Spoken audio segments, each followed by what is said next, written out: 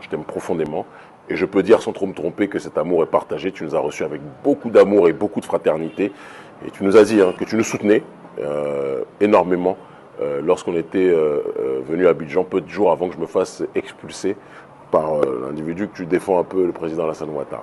Il est important que je dise que l'amour est nécessaire entre nous, mais que l'amour n'empêche pas et n'empêchera jamais la sincérité et parfois la diversité sur le terrain des opinions.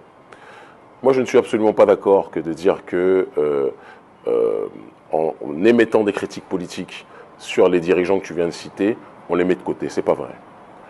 Et qu'en émettant des critiques politiques vis-à-vis de ces derniers, on est dans une démarche de les injurier. Ce n'est pas vrai. Exposer la démarche d'Alassane Ouattara, qui a fait en sorte que son frère, Laurent Gbagbo, soit incarcéré à La Haye de manière injuste, le fait que ce même président Alassane Ouattara ait fait venir l'armée française pour déloger son propre frère et l'envoyer comme à l'époque de l'esclavage loin de ses terres, je suis désolé, frère, ce n'est pas de l'injure, c'est de la critique politique. Exposer le fait que Alassane Dramane Ouattara est en train de surendetter la Côte d'Ivoire sous couvert d'un pseudo-développement, d'accord, et d'une logique d'accaparement de terres, puisqu'il laisse ces terres être achetées par des grands complexes industriels français, d'accord, dans le phénomène de ce que l'on appelle le land grabbing, je suis désolé, ce n'est pas de l'injure, c'est de la critique politique. Exposer le fait qu'Alassane Ouattara est le pion numéro 1 de l'oligarchie française, de la France-Afrique, sur le continent africain, ce n'est pas de l'injure, c'est de la critique politique. Exposer le fait qu'Alassane Dramane Ouattara accueille le meurtrier de Thomas Sankara, en l'occurrence Blaise Compaoré, sans que ça indigne qui que ce soit, y compris toi, grand frère, que j'aime énormément. Je suis désolé, grand frère. Mais pour moi, ce n'est pas de l'injure, c'est de la critique politique. Donc je le dis, je le répète, je t'aime énormément, mais je ne suis pas d'accord avec la criminalisation que l'on expose de notre pensée lorsque l'on s'oppose à ces dirigeants qui sont pour moi les valets des intérêts français. De la même façon, ce que je dis, je peux le dire pour Macky Sall et je vais vous donner une petite anecdote.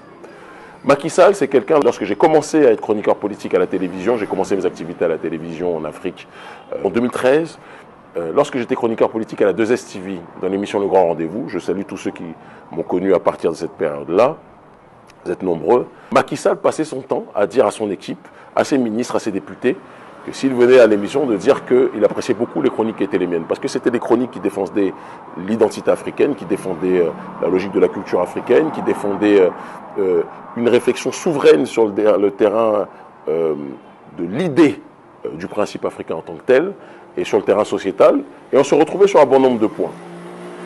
Mais dès qu'on a commencé à parler de ce qui était quelque part sur un certain nombre de points son gagne-pain, en l'occurrence les bakchiches qu'il avait vis-à-vis du concubinage incestueux avec l'oligarchie française, en l'occurrence le butin de la France-Afrique, que sont nos ressources minières en tant que telles, nos matières premières, là, Macky Sall a commencé à voir rouge, et le même qui pensait que j'étais un chroniqueur brillant, a commencé à me présenter comme étant un danger pour leur démocratie, pour la démocratie sénégalaise et pour les démocraties africaines. Il m'a fait arrêter, il m'a fait expulser.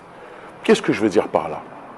Il faut qu'on arrête de faire croire que lorsque l'on critique, pendant trop longtemps ça a été ça, dès lors qu'on critique un dirigeant, ça devient un crime de lèse-majesté, comme si critiquer nos dirigeants en Afrique, c'était comme critiquer des rois. Ce ne sont pas des rois, ce sont des personnes qui sont, même s'ils sont très souvent mal élus, qui sont à la tête de l'État pour administrer la vie de la cité.